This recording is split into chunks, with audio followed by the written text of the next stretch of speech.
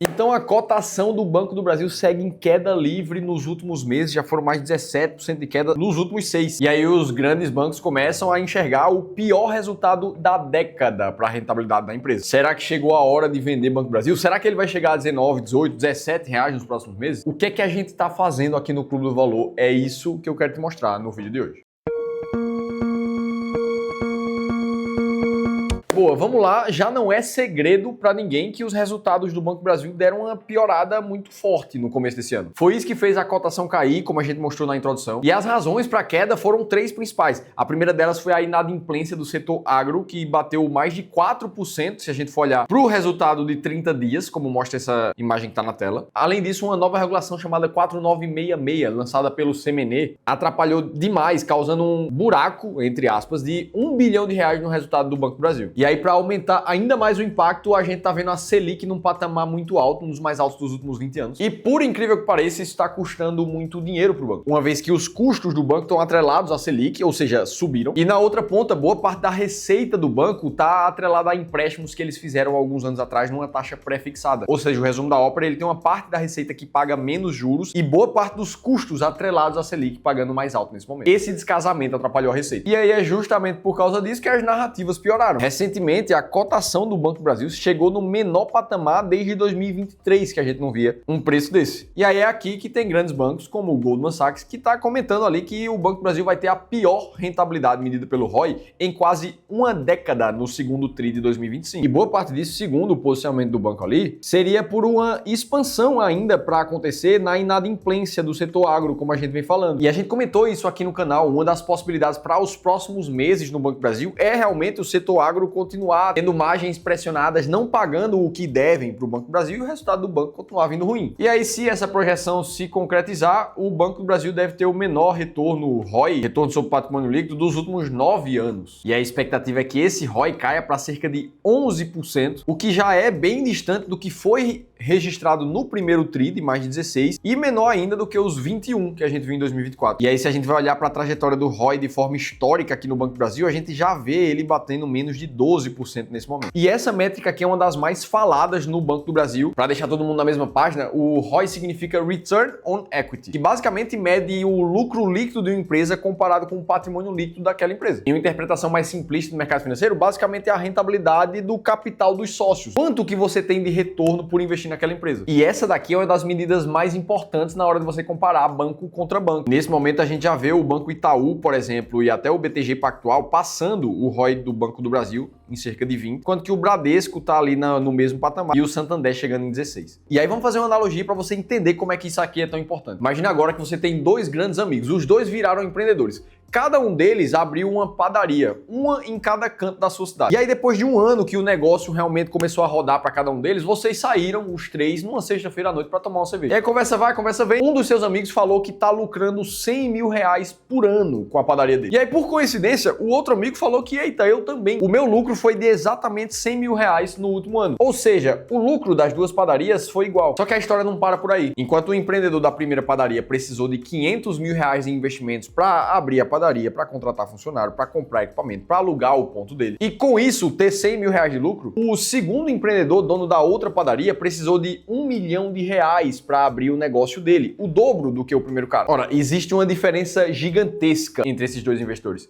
Enquanto que o ROI do primeiro é de 20%, já que ele teve 100 mil reais de lucro em cima de 500 mil investido. O ROI do segundo é de 10%, já que ele precisou investir o dobro para tirar os mesmos 100 mil reais de lucro. Ou seja, visto isso, é óbvio que na hora de você se tornar acionista, investidor de uma empresa, a rentabilidade do seu capital vai acabar atraindo os olhos dos investidores. E é por isso que o ROI é uma das principais métricas para comparar banco com banco. Beleza, então expectativa de queda no ROI está acontecendo ali para o Banco do Brasil, mas não é só isso. O Goldman Sachs fala ainda que a expectativa é que o lucro líquido vá para casa dos 5 bilhões, uma queda de 32% frente ao primeiro trimestre. E aí aqui a gente olha para isso e pensa, poxa, será que então a cotação vai cair ainda mais quando o lucro do banco cair? Porque afinal de contas, no primeiro TRI, a queda que a gente viu naquele momento foi de 20% no lucro líquido. E a cotação respondeu caindo 27% desde então. Ora, então se o lucro vai cair mais, agora que a cotação vai bater 18, 15, 12 reais mesmo. Só que aqui que entra um ponto interessante do mercado financeiro. Muito provavelmente não vai não vai cair tanto assim. A gente precisa lembrar que as cotações elas funcionam sempre com a expectativa do que é que a média do mercado acha que vai acontecer. No momento em que esse novo cenário, em que a maioria das pessoas acha que o lucro do Banco do Brasil vai continuar caindo mesmo, isso passa a se tornar o cenário base. E aí o preço atual de mercado considera cada vez mais esse cenário como realidade. Na hora que ele chegar e acontecer, o mercado não está mais surpreso com nada e não tem uma queda mais tão forte. Ah, Felipe, quer dizer que então ele não pode cair para 16, 15 reais? Pode, tudo pode, é claro que pode. Inclusive o próprio Goldman Sachs fala aqui que no curto prazo eles veem espaço para desvalorização das ações. Então realmente as perspectivas não são boas para os números do Banco do Brasil e tem várias outras pessoas falando sobre isso. Eu escolhi só o Goldman Sachs como exemplo aqui. Mas já saiu no site da XP a estimativa das perspectivas revisando a ação para baixo. O mercado como um todo já está esperando um resultado muito ruim no segundo tri, esse já é o cenário base. O próprio Banco Safra comentando que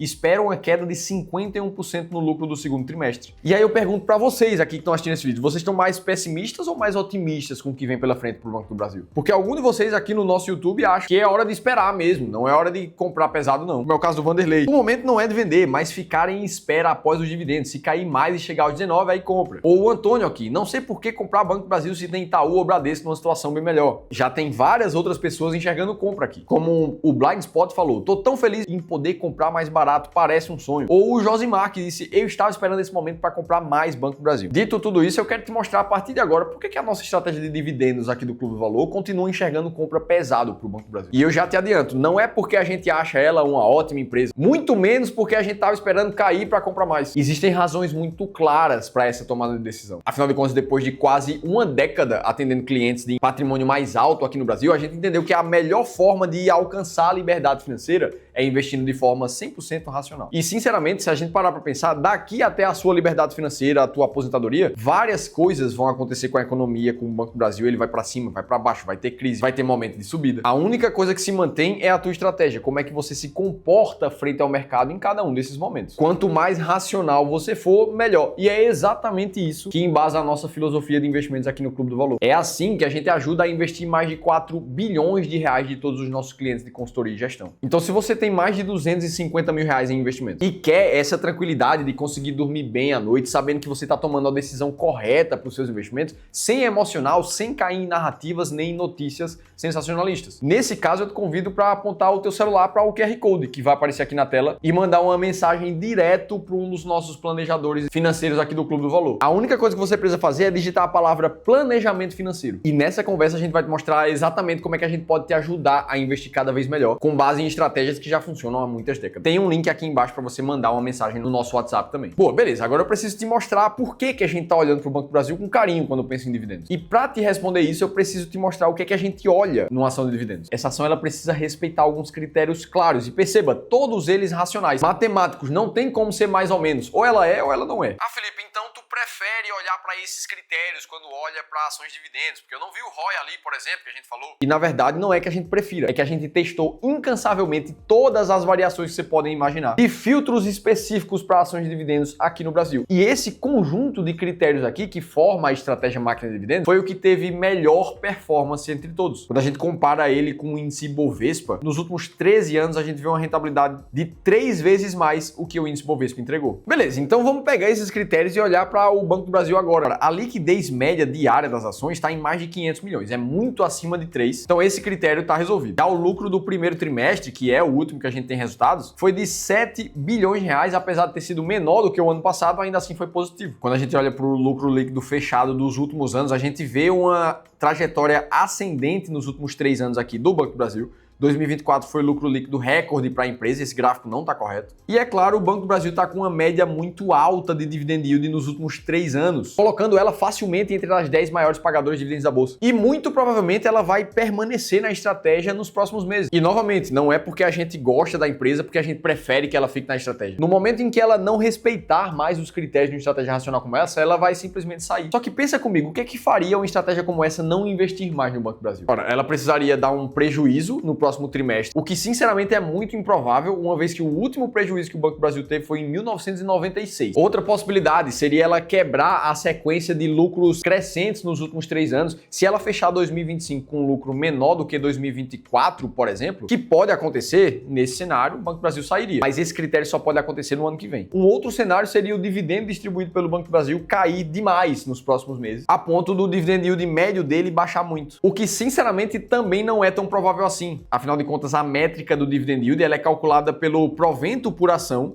ou seja, quanto de dividendo a empresa pagou, dividido pela cotação atual daquela empresa. E como a cotação caiu demais nos últimos períodos, a maior chance é do dividend yield ficar mais alto, já que quando a empresa distribui R$1 de dividendos, por exemplo, a uma cotação de R$20, o dividend yield é muito maior do que quando ela distribuía o mesmo R$1 para uma cotação aproximada de R$30. Então sim, para quem está entrando numa estratégia como essa agora, o Banco do Brasil entraria e até que algum fator mude, ela permanece. E eu estou te mostrando aqui a única forma possível de você acelerar a tua liberdade financeira sempre sabendo o que é que você tem que comprar para sua carteira. Inclusive, se você chegou até aqui e ainda não alcançou o teu primeiro R$1 milhão em investimento, mas mesmo assim você quer ter uma estratégia blindada contra ruídos políticos do Brasil, contra crises no Banco do Brasil ou notícias sensacionalistas no mercado, eu preciso te dizer que a gente ainda tem algumas vagas pro evento Plano do Primeiro Milhão, uma aula totalmente gratuita onde o Ramiro Gomes Ferreira, meu sócio e fundador do Clube do Valor, vai te mostrar 3 passos simples e sem correr riscos desnecessários de como você pode acelerar